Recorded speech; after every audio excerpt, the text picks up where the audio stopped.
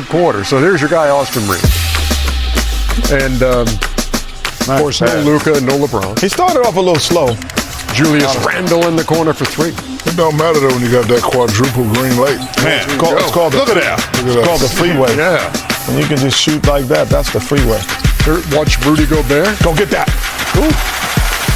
Only changed for my day in the NBA. Why? What's changed? We get excited when the 7-2 got ducked. Right, Chuck? There's Reaves for three, ties the game at 51, and then Randall. Make him go right. Make him go right. 62 to 58 at the half at Tarjay. We move to the third. Give it. Hey, Jake LaRavia had himself a nice night. Man, he can play, man. He can score. He had 27 on the night. Oh, shoot that thing like Jason Capono. Oh, that's a good name, Shaq. That's a good. What you gonna do with it? Nice pass right here. Oh, okay. That's a nice connect. Connect four. There you go. How about some more Austin Reaves? Why are you cheating that Catch and shoot. Oh, that ain't no play. It's a little down screen right there. No, you can't shoot 28 that points like and that. 16 assists. Tell you what, give Minnesota credit for hanging in there, man. Yeah, they were down 16 in the fourth quarter, and here they come. Dante. Anthony Edwards loving it. Oh, good pass. 3-point game, and now just a 1-point game. Make him go right. Make him go right. No, he is. Right. Okay. He went right. I wonder what he was doing out there, and he had that in mind because he got to the rim and You can't. Come on, man. Austin Reaves. If you let somebody split a double, there's no need to double if you're going to let them split it. That's a great win by the Lakers. 116 to 115 is your final. Reaves with 28. 16 assists.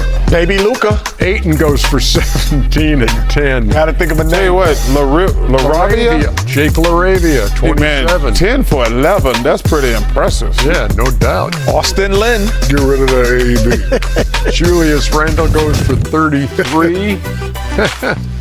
Alex Caruso, my son. Arco. Yeah, man. Caruso's one of our favorite people, man.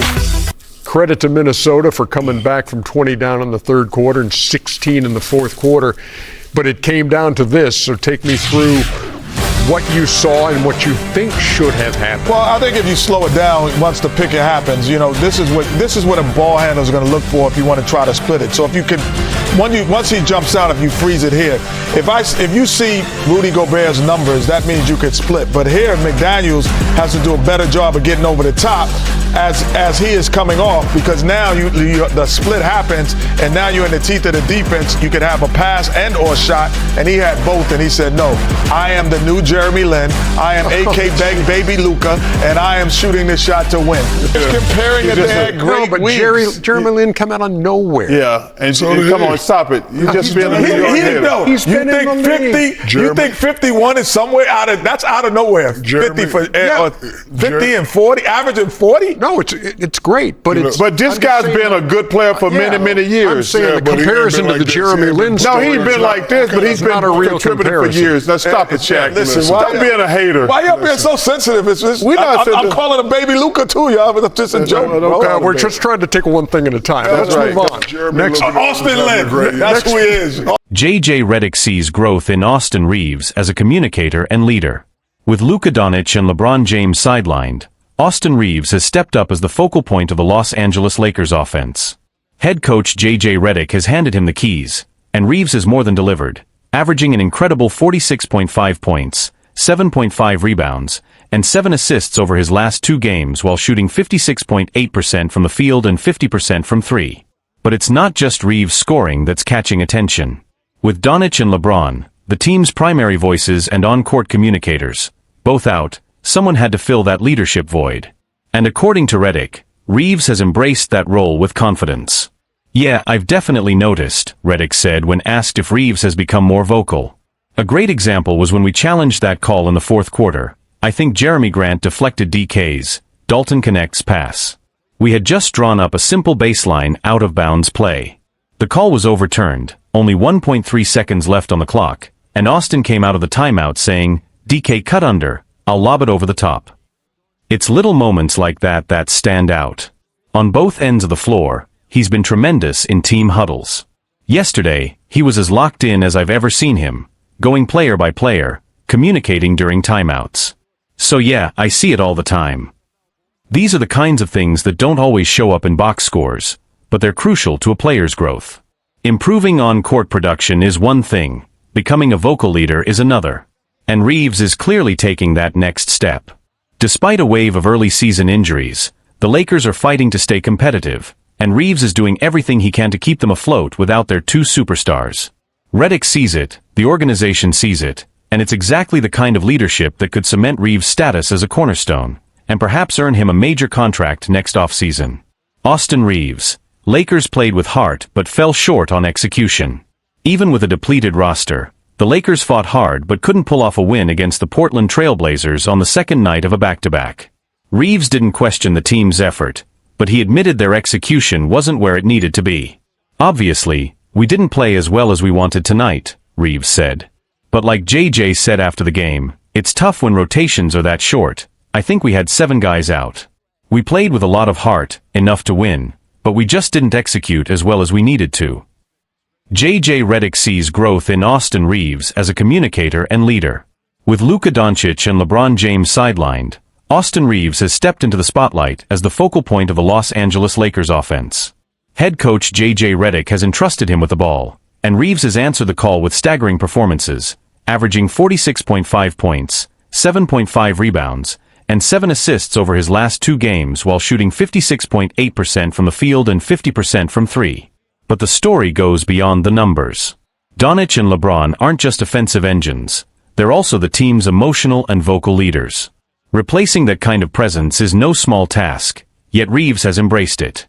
Yeah, I've noticed it, Redick said when asked about Reaves being more vocal. A good example was during that challenge in the fourth quarter, when Jeremy Grant deflected DK's pass. We had drawn up a simple baseline play, the call was overturned, and with just over a second left, Austin came out of the timeout and said, "DK cut underneath, I'll lob it over the top." Moments like that keep happening. On both ends of the floor, he's been locked in during huddles and team meetings. Yesterday, he was as engaged as I've ever seen him, going player by player, making sure everyone knew their role. You can feel his presence growing. Leadership, in many ways, is measured in those subtle, in-between moments, the ability to organize, to guide, to elevate teammates under pressure. Reaves is showing exactly that, and it's reshaping how both the coaching staff and the locker room view him. Reaves's breakout performances reshape the Lakers' identity. Over the past week, Reaves has not only shouldered the offensive burden but delivered historic results. In the Lakers' victory over Sacramento, he erupted for a career-high 51 points, nearly recording a triple-double with 11 rebounds and 9 assists. It was the kind of performance that didn't just lift the team, it sent a message across the league. His teammates took notice. Veterans praised his leadership, and even LeBron James, recovering from injury, publicly commended Reaves's toughness and composure. Inside the locker room, that acknowledgement carried weight. Players spoke about how Reaves's confidence and communication helped stabilize the group through a difficult stretch of the season. Redick's emphasis on Reaves's growing voice isn't coincidental. With so many rotation players out, the Lakers needed someone who could direct traffic, maintain energy, and hold teammates accountable. Reaves's command in those moments, whether calling out switches on defense or drawing up quick adjustments during timeouts, has become a defining trait. The broader impact. Reaves's rise has created ripple effects throughout the organization. Morale and identity. With their stars injured, the Lakers needed a new emotional anchor. Reaves's leadership has given the locker room focus and belief. Strategic flexibility. His ability to run the offense has allowed Redick to experiment with lineups, easing pressure off secondary playmakers. Long-term implications. As Reaves continues to prove he can lead under pressure, he's strengthening his case as a foundational piece for the team's future. Still, challenges remain. The Lakers' recent loss to Portland showed that, despite effort and intensity, execution can falter. Reaves acknowledged it candidly after the game. "We didn't play as clean as we wanted. But with 7 guys out, it's tough. We played with enough heart to win, we just didn't execute the way we needed to." It's the kind of self-reflection that underscores why Reaves's development matters. He's no longer just a scoring option. He's becoming a leader who sets the tone. And for a Lakers team trying to navigate a turbulent season, that evolution might be the spark that keeps them competitive and united while their superstars heal.